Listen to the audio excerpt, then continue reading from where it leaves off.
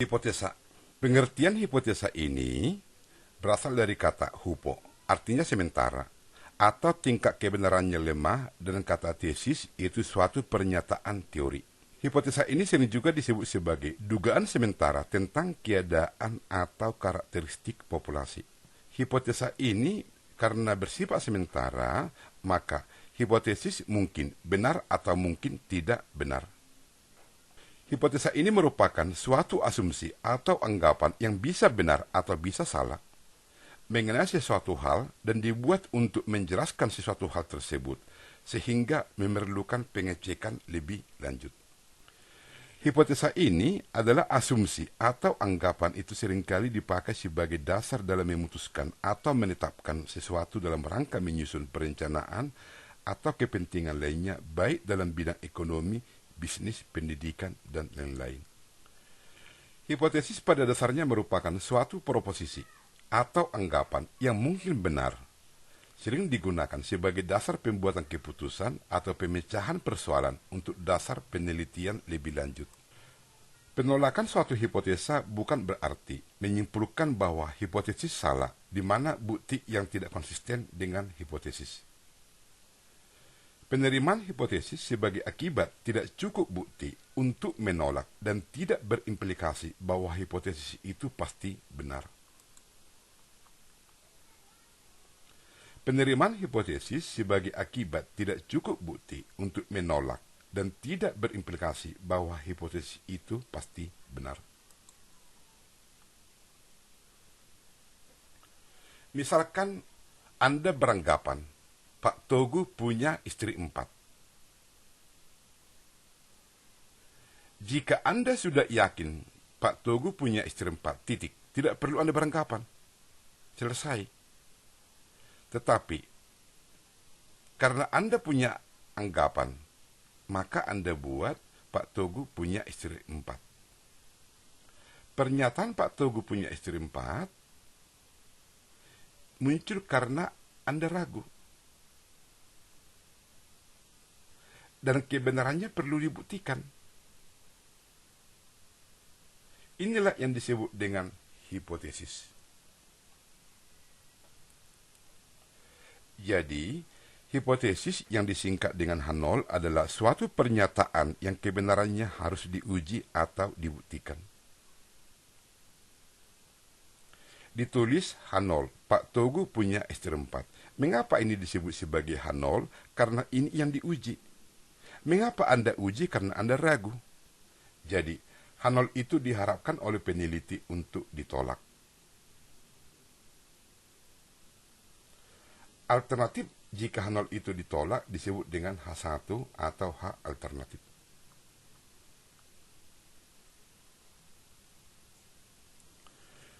Dalam hipotesa, langkah pertama adalah membuat hipotesis awal yang diharapkan ditolak, tetapi dapat membuktikan bahwa pendapatnya diterima. Jadi saya ulangi di sini, H0 itu diharapkan untuk ditolak.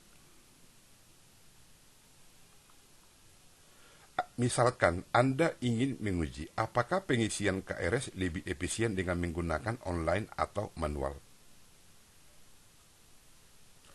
Untuk membuktikan pendapat tersebut, Anda akan membuat hipotesis awal sebagai berikut.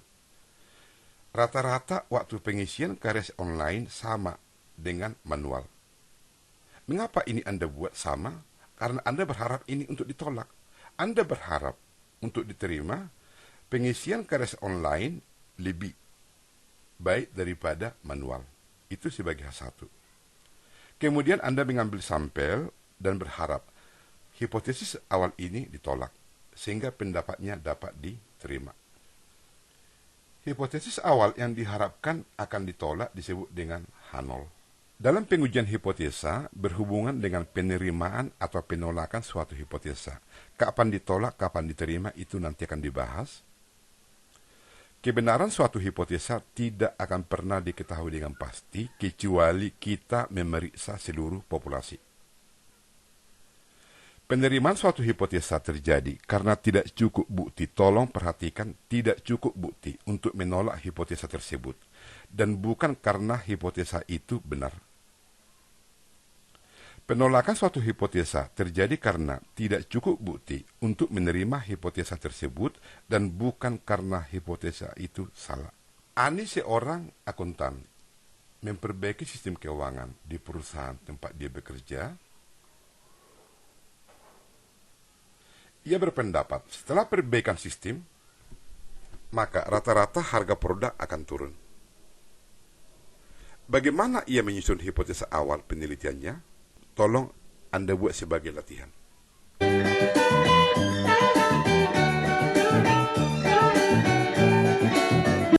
Tahapan pengujian hipotesa. Yang pertama, merumuskan hipotesa berdasarkan teori, pengalaman, dan ketajaman berpikir. Dalam merumuskan hipotesa ini, ya, kita tidak boleh sembarangan. Seperti yang tadi, kita asumsikan, ya, Hanol itu Pak Togu punya istri 4. Anda buat anggapan itu karena Anda melihat, mendengarkan dari Togu. Jadi tidak asal bunyi. Kemudian menentukan alfa, yang ketiga menentukan alat uji, 4 menentukan daerah keputusan, yang kelima menentukan keputusan. Inilah 5 tahapan pengujian hipotesa. Kita bahas satu persatu. Tahap pertama, merumuskan hipotesa. Langkah pertama adalah merumuskan hipotesa yang akan diuji. Hipotesis ini disebut sebagai hipotesis nol atau disingkat dengan H0. Dan hipotesa alternatif menggambarkan apa yang Anda simpulkan jika menolak hipotesis nol. Hipotesis alternatif ini ditulis H1, dibaca H1. Bentuk umum penulisan hipotesa, jika H0 itu sama dengan 0, maka ada 3 kemungkinan hipotesa alternatif. Yang pertama, H1 lebih kecil 0, artinya yang diyakini lebih kecil dari H0. Ini disebut dengan uji satu arah kiri. Yang kedua, H1 itu lebih besar 0. Artinya di sini yang diyakini lebih besar dari H0. Ini disebut dengan uji satu arah kanan. Yang ketiga, H1 itu tidak sama dengan 0. Artinya nilainya itu bisa lebih besar, bisa lebih kecil dari H0. Yang diyakini berbeda dari H0. Lebih besar atau lebih kecil. Ini disebut dengan uji 2 arah. Dalam merumuskan hipotesa, jenis hipotesa alternatif itu menentukan bentuk pengujian. Maka jenis hipotesa alternatif itu ada 2. Yang pertama, hipotesa one tail atau satu arah. Ini disebut dengan uji satu arah kanan. Hipotesa alternatif itu lebih besar 0, memiliki bentuk rupa seperti ini. Ini sebagai batas kritis atau nilai kritis didapat dari tabel. Kemudian uji satu arah kiri, hipotesa alternatif itu lebih kecil dari 0. Nah, ini sebagai batas kritis didapat dari tabel. Sementara hipotesis alternatif two tail atau 2 arah, uji 2 arah memiliki ujung kiri sama ujung kanan seperti ini. Waktu interval keyakinan kita mengetahui daerah di sini adalah daerah yang kita yakini. Daerah ujung kiri sama daerah ujung kanan kita kurang yakini. Dalam menentukan taraf nyata atau signifikan level pada tahap kedua, taraf nyata diberi tanda alfa. Disebut juga sebagai risiko karena menggambarkan risiko yang harus dipikul, ditanggung bila menolak hipotesis 0. Padahal hipotesis 0 itu sebetulnya benar. Contoh, tadi kita buat H0 itu Pak Togu punya istri 4. Tapi kita tolak karena data bukti kurang cukup. Padahal Pak Togu itu punya istri 4. Itulah disebut sebagai alfa. Tingkat risiko karena menggambarkan risiko yang harus ditanggung bila menolak H0, padahal H0 itu sebetulnya benar. Tidak ada satu taraf nyata yang diterapkan untuk semua penelitian yang menyangkut penarikan sampel. Tetapi pada umumnya menggunakan taraf nyata alfa 0,05 atau taraf 5%, 1%, kemudian taraf 0 dan 1%. Pada umumnya pada proyek penelitian menggunakan taraf alfa 0,05, sedangkan untuk pengendalian mutu 0,01 karena tingkat ketelitian semakin tinggi, dan untuk pengumpulan pendapat ilmu-ilmu sosial dipakai 10%. Taraf nyata 10% menunjukkan peluang atau probabilitas menolak hipotesis yang benar 10%, sedangkan peluang menerima hipotesis yang benar 90%. Besarnya batas toleransi untuk menerima kesalahan hasil hipotesa terhadap nilai parameter populasinya. Besarnya taraf nyata bergantung pada keberanian pembuat keputusan dalam hal ini. Berapa besarnya kesalahan yang akan ditolerir? Besarnya kesalahan tersebut disebut sebagai daerah kritis atau pengujian daerah penolakan. Kita kembali dulu membahas tabel T-Student. Ini adalah tabel T-Student, di mana pada kolom pertama ini ada derajat bebas atau degree of freedom yang disingkat dengan DF, di mana nilai DF ini N dikurang 1. Misal, untuk N sama dengan 24, alfa 1%, uji 2 arah. Jika uji 2 arah, maka yang 1% ini dibagi 2 menjadi 0,05. Kita lihat di sini 0,05, kemudian karena anggota sampel 24, N24, N dikurang 1 DF menjadi 23, maka nilai untuk ini adalah 2,8073. Inilah untuk membaca tabel T-Student. Sekarang kita menghitung nilai Z dari tabel. Inilah tabel Z. Jika alfa 1%, uji 2 arah, berarti alfa 1% ini berarti 0,01 dibagi 2 menjadi 0,05. Artinya di sini 0,05 ini untuk daerah di sebelah kanan, ujung kanan, dan 0,05 ini untuk daerah di ujung sebelah kiri. Sementara luas kurva normal ini dari sumbu simetris ini ke sebelah kanan 0,5, sementara luas di ujung kanan ini 0,05, maka luas warna hitam ini ya 0,5 dikurang 0,05 sama dengan 0,4950 luas ini. Maka kita cari di tabel yang memiliki luas 0,4950. Nah, kita perhatikan di tabel ada pada Z 2,5, ini 2,5, kemudian pada baris 0,07 dan 0,08. Karena angka persis 4950 tidak ada, dia di antara 49, 49 dan 4951, maka dia berada di antara di sini. Maka 0,07 ditambah 0,08 dibagi 2, 0,075, maka pada kolom Z 2,5 dan baris 0,075, sehingga ini memiliki 2,575 batas kritis untuk nilai Z sebesar alfa 1% untuk uji 2 arah.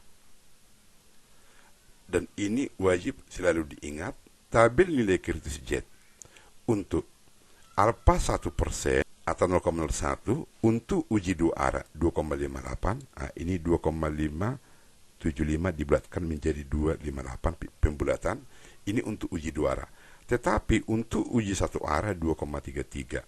Demikian juga untuk alfa 10%, 5%. Nah, sekarang untuk alfa 1% sudah. Sekarang kita lihat untuk alfa 5%.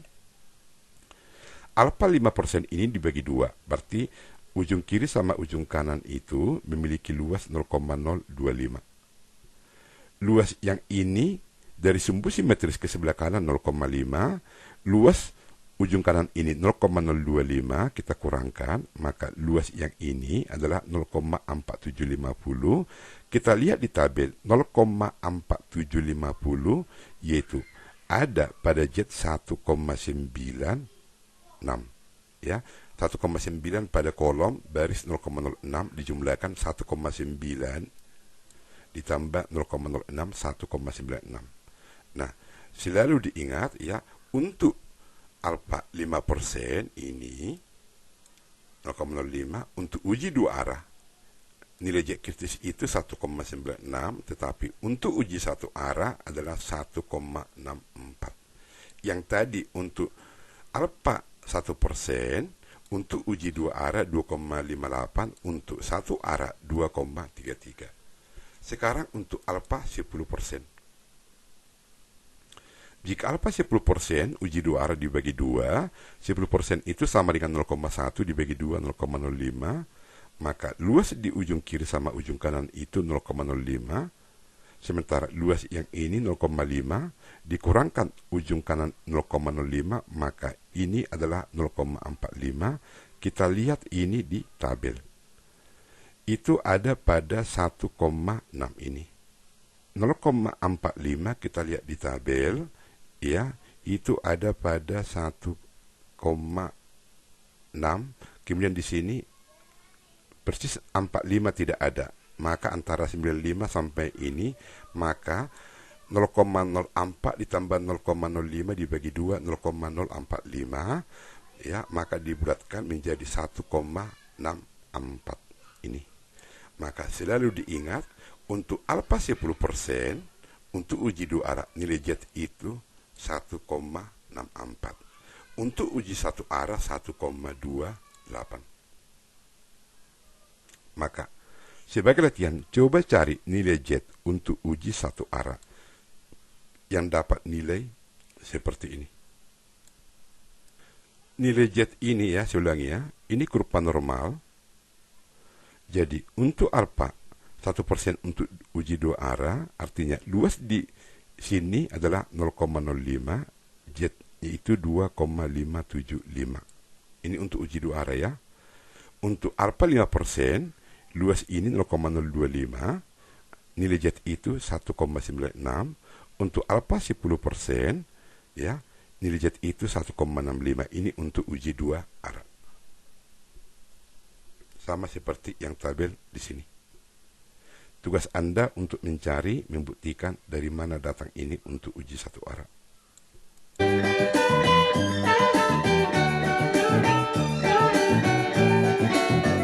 Langkah ketiga, menentukan alat uji. Jadi, alat uji ini merupakan nilai yang ditentukan berdasarkan informasi dari sampel dan akan digunakan menentukan apakah akan menerima atau menolak hipotesis.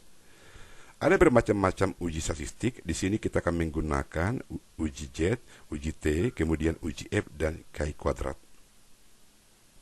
Langkah keempat, menentukan aturan pengambilan keputusan.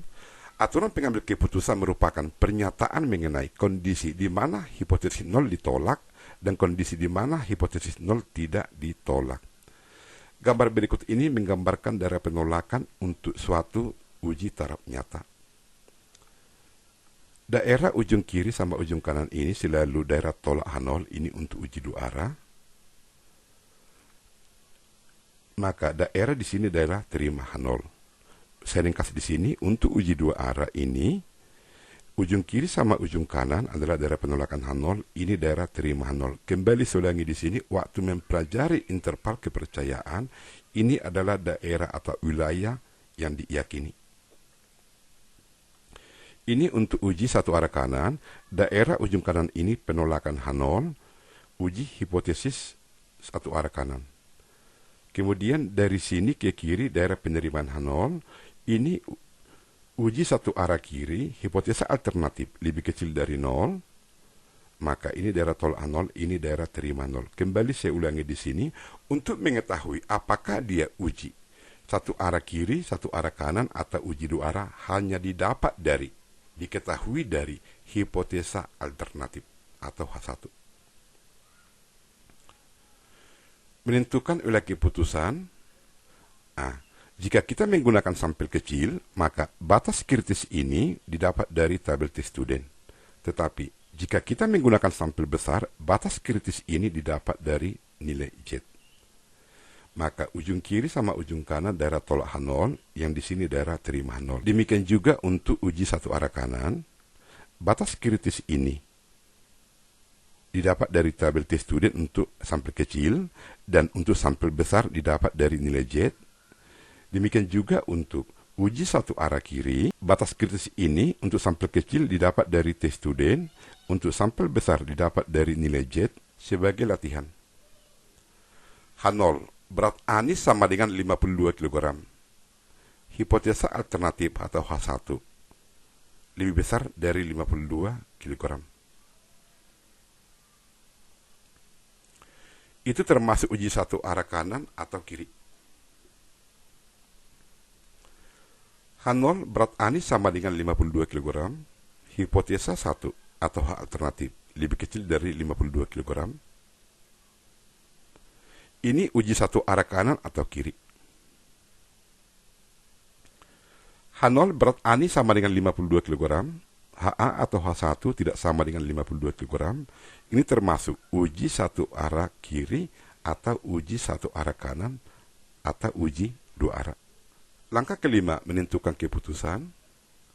Langkah terakhir dalam uji statistika adalah mengambil keputusan untuk menolak atau tidak menolak hipotesis nol.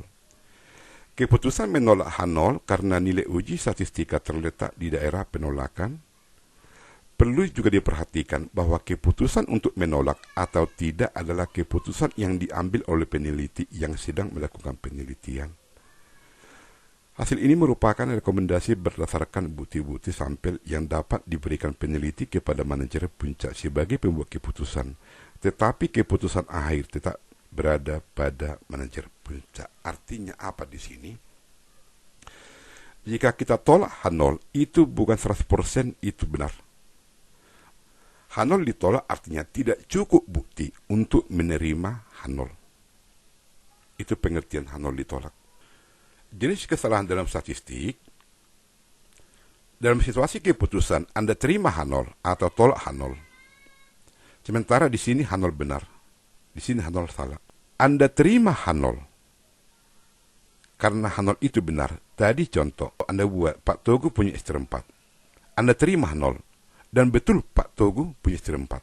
Ini disebut dengan keputusan yang tepat. Setelah Anda teliti, ternyata Togu punya istri 4. Berarti anggapan Anda atau dugaan Anda benar, maka dikatakan keputusan yang tepat atau 1 dikurang alfa. Kemudian, Anda tolak H0 karena H0 itu salah. Setelah Anda teliti, ternyata Togu tidak punya istri 4.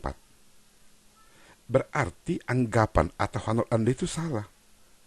Maka, wajar Anda tolak, itu disebut dengan keputusan yang tepat, 1 dikurang beta.